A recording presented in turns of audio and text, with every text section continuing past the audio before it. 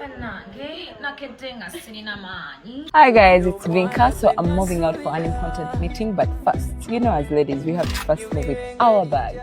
Spice Diana kosa ate n'omuyimbi Vinka munange bavuddeyo wali mu butambi ne batulaga munange bye bakozesa ne bibanyiriza munange ate esayidi eno ne baba nga batemagananga munange ate ezaabu esayidi eno era nga ngenda kubeera nga nkutandisa munange ate n'omuyimbi Spice Diana ate maaso awo bambi njije ne Vinka. Ngenda kusaba video ojimpe like obeera nga tonnaba kusubscribinga munange ate osubscribinge kibeera kitambwira ddala n'okusharinga nakyo munange ate osobola. Kaakati ngenda kubeera nga ntandika ne Spice Diana. Spice Diana munange avuddeyo wali n'atulaga era nga bulaba munange ye atugamba nti nno darling munange ate yemukolera mu kusiba enviiri ze era natemagana era nga bw'olabaawo mwana muwala wuno munange ate mu katambi ali mukakasa naye kibadde kitya mu katambi byonna gye biggweredde muganda wange yeekoze obusolosolo atubuulidde obugambo obusesa mu katambi muno munange ate tosaanidde kubeera nga ate okasubwa sooka olaba akatambi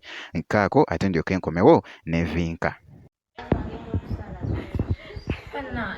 Nakedde nga sirina maanyi neŋŋamba kantumeyo akaviiri mpaka kaviiri ako abantu nkabalage bakayita ka ponytail okuva mu darling neŋŋamba kansiba akaviiri kano kubanga nabadde sirina maanyi era munnange bwe nkasibye akaviiri bwenti bwendabise yadde sirina maanyi naye akaviiri kano neoba tolina maanyi okasiba genda okanoonyeeko kalina colors 3 ofaananeko nganzi bakayita ponytail ka darling sina maanyi naye ngambe kanzije mbagambe kaviiri kano kubanga abatalina maanyi nganzi bwe kasibe osirike ogenda kufuna styles ez'enjawulo kubanga letulina maanyi ngenze kwebaka sina maanyi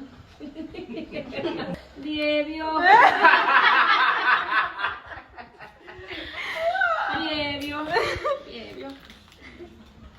naye nga bwekityo munnange ate bwe kitambudde bwe nti munnange ate bwekyegezeko ku Spice Diana esayidi eyo kakati ate ku sayidi y'emu nenkeberako ate ne ku Vinka munnange ate wengudde ku Vinka ye Vinka yatugambye nti ye alina munnange ate naye ebibye byakozesa munnange ndowooza kasooka laba ate munnange nga katemagana bitya wali wonna abadde mu motoka bambi abadde atugambye nti nno abadde agenda mu meeting. Hi guys, it's Vinka. So I'm moving out for an important meeting, but first, as ladies, we have to first move with our bags. I want to tell you what I move with in my bag. Can you guess? So first, who forgets their charger? I cannot forget my charger because I have to receive phone calls every day.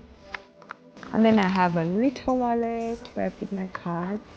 I do not forget my Modama body oil because I have to keep a bit skin. You already know. A little lip gloss because the lips have to be. Yeah.